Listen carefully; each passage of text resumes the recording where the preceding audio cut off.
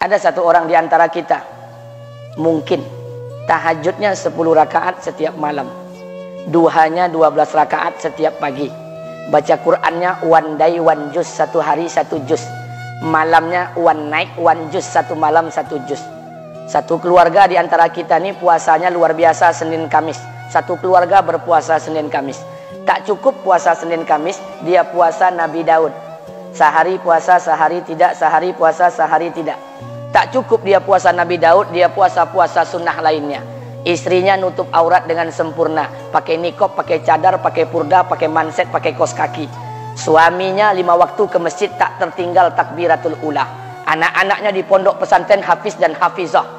Tiap pagi berinfak, tak pernah menggunjing orang. Quran terjaga, aurat terjaga, tahajud terjaga, 5 waktu terjaga, duha terjaga, Quran terjaga, puasa terjaga. Sempurna satu keluarga nih, amalnya.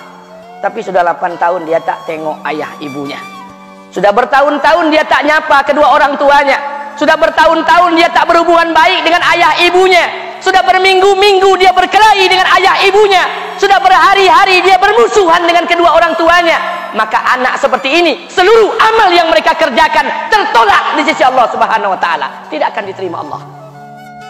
Sebaliknya, kalau ada di antara kita hari ini yang pandai melayani ayah ibunya, tidak ada uang ayah ibu dia kasih uang, tak ada rumah ayah ibu dia buatkan rumah, sakit ayah ibu dia bawa ke rumah sakit, dirawat ayah ibunya dia jaga, kotoran ayah ibunya dia bersihkan pakai tangannya sendiri. Ada di antara kita hari ini yang membersihkan kotoran ayah ibunya lebih dia nikmati daripada makanan yang ia sukai.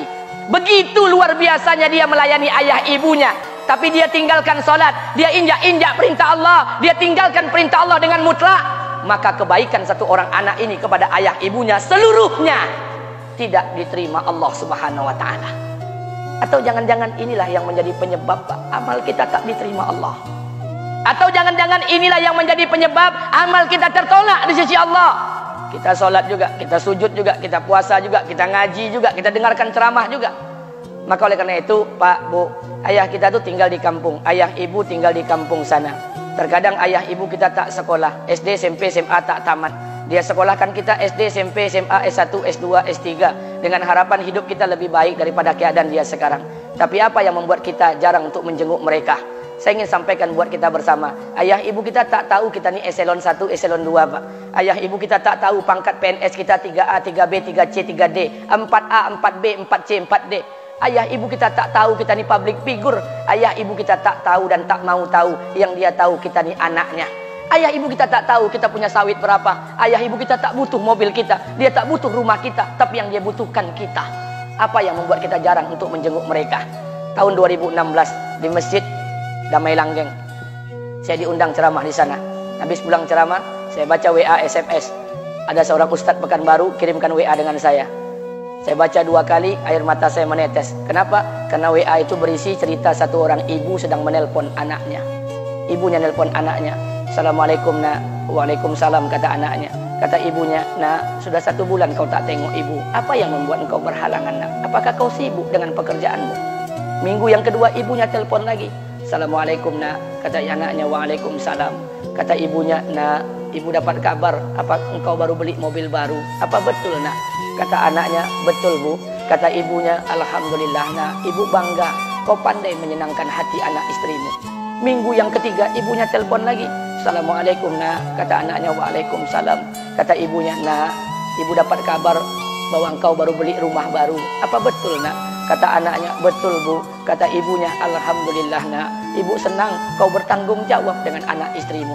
Minggu yang keempat ibunya telepon lagi. Assalamualaikum nak. Waalaikumsalam. Kata ibunya, nak, tadi ibu pergi ke pasar, ibu jumpa temanmu di pasar. Kata temanmu di pasar, temanmu banyak bercerita tentang kamu. Kata temanmu tadi, kamu baru beli anak anjing seharga 40 juta dari negeri Belanda. Apa betul nak? Kata anaknya, betul. Kata ibunya, nak, dengarkan pesan ibu untuk terakhir kalinya. Apa pesan ibunya? Wahai anakku, engkau pelihara 1 ekor anjing. Kau siapkan harga anjing 40 juta. Kau siapkan rumah untuk anjingmu depan rumahmu. Kau jaga anjingmu pagi, siang, dan sore. Kau mandikan anjingmu pagi, siang, dan sore. Kau kasih makan anjingmu pagi, siang, dan sore. Demi Allah nak, dengarkan pesan ibu untuk terakhir kalinya. Apa kata ibunya? Demi Allah nak, demi Allah, Kalau seandainya Allah menciptakan ibu, kalau seandainya Allah menciptakan ibu untuk yang kedua kali di muka bumi ini, nak, demi Allah, ibu tak ingin terlahir sebagai manusia. Ibu ingin lahir sebagai seekor anjing, biar berada depan rumahmu dan melihat wajahmu setiap hari. Ibu kita tak butuh harta kita, Pak. Dia tak butuh uang kita, dia butuh kita. Apa yang membuat kita jarang untuk menjenguk mereka? Pantas hidup kita tidak berkah, pantas rumah tangga kita tidak sakinah, karena hubungan dengan ayah ibu kita rusak selama ini. Masih ada kesempatan, masih yang jauh telepon, yang dekat kunjungi mereka. Demi Allah, kita butuh keberkahan doa mereka. Yang sudah meninggal, ziarahi kuburnya dan doakan mereka. Imam As-Syafi'i berkata, apa kata Imam As-Syafi'i? Manusia zalim, manusia bodoh, kalian tak tahu apabila ayah dan ibu kalian mengangkat tangan di malam hari, dia berdoa kepada Allah untuk anaknya. Doanya cuma sekali, malamnya cuma sekali, hanya sekali saja doanya. Apa kata Imam Syafi'i? Sekali doa ayah dan ibu kalian sudah cukup bagi Allah untuk menjadikan kalian anaknya berkah dunia akhirat. Hari ini berapa banyak doa ayah dan ibu kita, tapi tidak ada keberkahan buat anak mereka. Kenapa? Hati mereka tersakiti. Maka pulang, Pak, cari mak bapak kita. Kita punya rumah hari ini, Bu. Kita punya rumah, punya harta, punya uang, punya pekerjaan, punya kekayaan, punya sawit. Kita jadi orang hari ini jadi pegawai bukan kena sarjana kita, Pak. Kita jadi orang hari ini bukan kena otak kita. Kita jadi orang hari ini bukan kena kepintaran kita. Kita jadi orang hari ini jangan-jangan kena keberkahan doa ayah dan ibu kita yang tak pandai tulis baca di kampung sana. Cari mak bapak kita, Pak. Demi Allah, kita butuh keberkahan doa mereka. Apa guna di kehidupan dunia sementara Allah tidak ridho dengan kehidupan kita? Pantas amal kita tertolak di sisi Allah. Maka pulang ke rumah, cari mak dan bapak kita yang masih hidup, duduk bersama mereka. Kalau seandainya kita tak bisa membahagiakan mereka, jangan pernah menyusahkan mereka. Kalau seandainya kita tak bisa membuat mereka tertawa, jangan pernah membuat mereka menangis. Demi Allah, kita hanya punya satu ayah kandung, kita hanya punya satu ibu kandung. Tidak akan ada ayah kandung yang kedua, tidak akan ada ibu kandung yang kedua. Harta kita cuma satu, ayah kita cuma satu, ibu kita cuma satu. Tidak akan ada ayah kandung yang kedua, tidak akan ada ibu kandung yang kedua. Pangkat jabatan bisa dicari, harta bisa diraih, kesempatan membahagiakan ayah dan ibu kita hanya sekali di kehidupan dunia ini, Pak. Pulanglah. Ketika mereka memanggil, tinggalkan istri, tinggalkan pekerjaan, tinggalkan semua proyek kita. Demi Allah, datangi mereka. Kata Nabi, sesaat kalian duduk bersama ayah dan ibu kalian akan mendatangkan keberkahan. Kenapa kalian tidak duduk bersama mereka?